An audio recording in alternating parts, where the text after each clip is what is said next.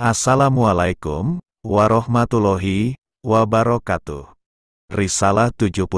Kamu termasuk dalam salah satu dari dua perkara ini, pencari atau yang dicari.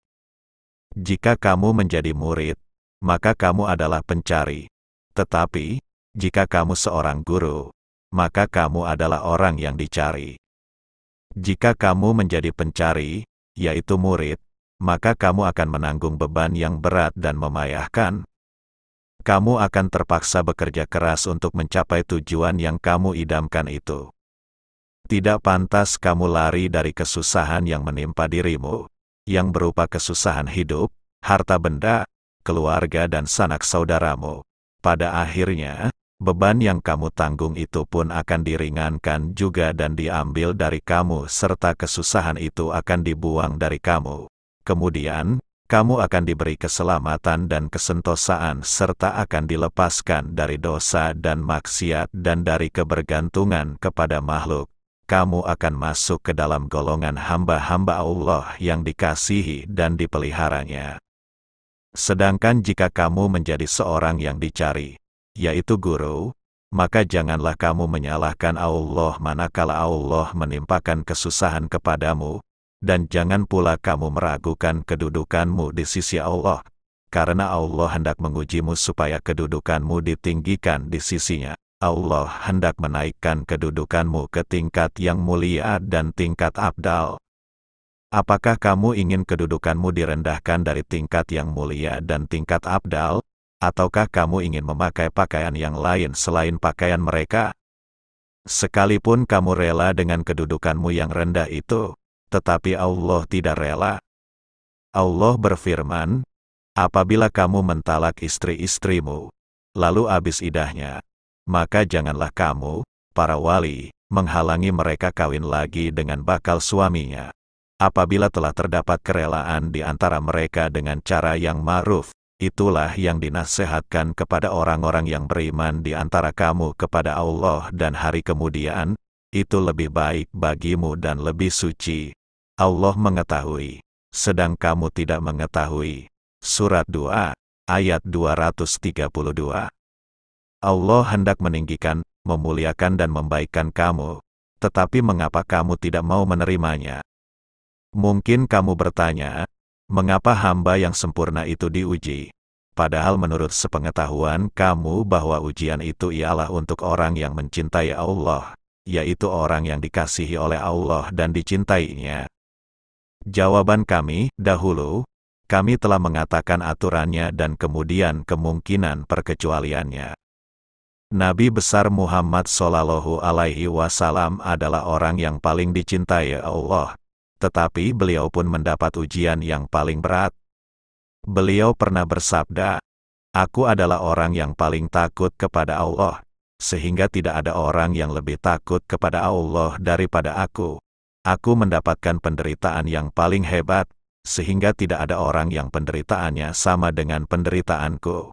Pernah selama 30 hari 30 malam aku tidak mendapatkan makanan walau hanya sebesar yang dapat disembunyikan di bawah ketiak Bilal." Sabda Nabi lagi, sesungguhnya kami dari golongan para nabi adalah orang-orang yang paling berat diuji. Kemudian orang-orang yang berada di bawah peringkat kami. Kemudian orang-orang yang berada di bawah itu, dan begitulah seterusnya. Sabdanya lagi, akulah orang yang paling baik di sisi Allah dan paling takut kepadanya daripada kamu sekalian. Bagaimana bisa terjadi orang yang dicintai Allah itu diuji dan ditakutkan, padahal ia adalah hamba yang dicintai dan sempurna? Sebenarnya ujian itu bertujuan meninggikan derajat mereka di akhirat kelak. Karena derajat kehidupan akhirat itu tidak akan ditinggikan kecuali melalui amal saleh di dalam kehidupan dunia ini. Dunia ini adalah ladang akhirat, amal soleh para nabi dan wali, setelah melakukan perintah dan meninggalkan larangan, adalah terdiri atas kesabaran, rela dengan suka hati dan menyesuaikan diri dengan ujian. Setelah itu, ujian itu akan dihindarkan dari mereka, dan mereka akan mendapatkan karunia, keridaan dan kasih sayang Allah sampai mereka menemui Allah Subhanahu wa Ta'ala. Risalah 72 orang-orang yang beragama Islam yang pergi ke pasar dengan mematuhi kehendak agama, melakukan perintah Allah seperti pergi melakukan sholat Jumat atau upacara-upacara keagamaan lainnya atau untuk memenuhi kebutuhan-kebutuhan mereka, terdiri atas pelbagai jenis. Ada sebagian mereka yang apabila pergi ke pasar itu melihat barang-barang yang dijual di situ untuk mengisi perut dan memuaskan seleranya, terpengaruh oleh barang-barang itu dan hati mereka terikat dengannya, sehingga mereka masuk ke dalam suatu ujian. Hal ini mungkin dapat menjatuhkan dirinya dan merobohkan agamanya. Lalu ia dipengaruhi oleh hawa nafsu kebinatangan, kecuali jika Allah memelihara mereka dengan rahmat-Nya dan perlindungannya serta memberi mereka kesabaran dan kekuatan untuk menghadapi tarikan hawa nafsu itu. Hanya dengan pertolongan Allah sajalah mereka dapat selamat.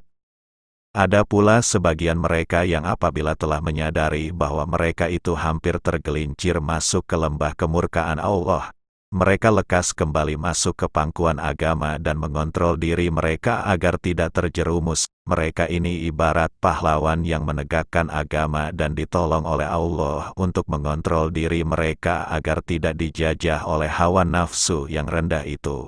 Allah akan memberikan ganjaran kepada mereka di akhirat kelak. Nabi pernah bersabda, 70 perbuatan baik akan dicatatkan untuk orang mukmin. Apabila ia membuang kehendak hawa nafsunya ketika ia dikuasai oleh hawa nafsu itu atau apabila ia dapat menguasainya.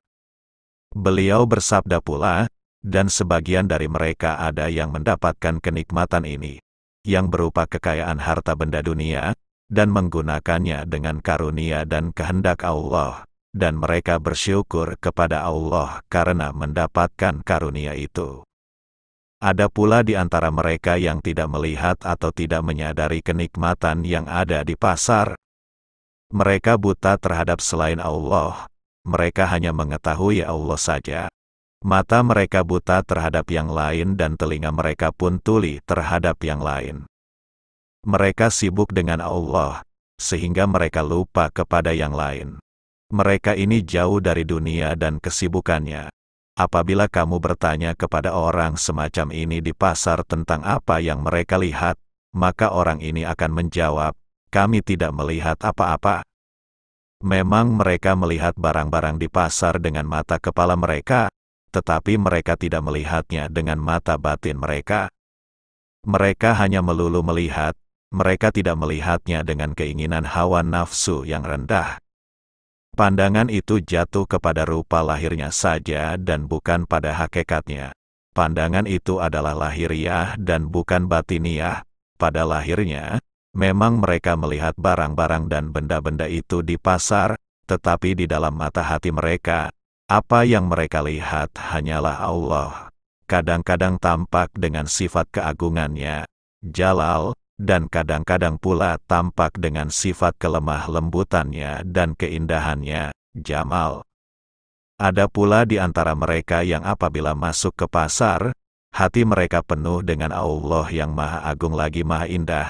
Mereka mengasihi orang-orang yang ada di situ. Oleh karena perasaan kasih sayang mereka ini, maka pandangan mereka tidak langsung tertumpu kepada barang-barang milik orang-orang pasar dan barang-barang yang ada di hadapan mereka.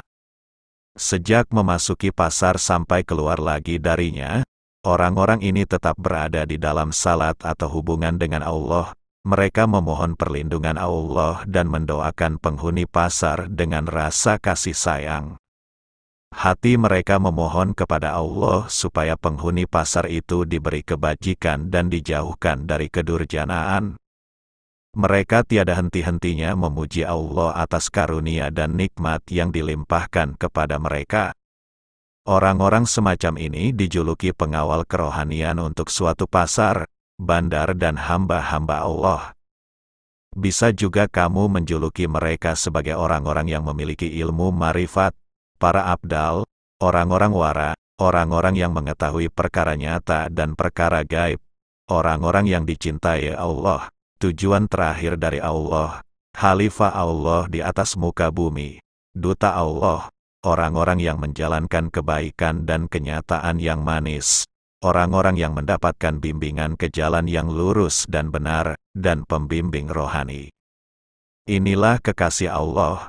Semoga Allah melimpahkan rahmat dan hikmat-Nya kepada orang-orang semacam ini dan siapa saja yang menghadapkan wajahnya kepada Allah serta kepada mereka yang mencapai puncak ketinggian kerohanian. Wallahu a'lam bishawab.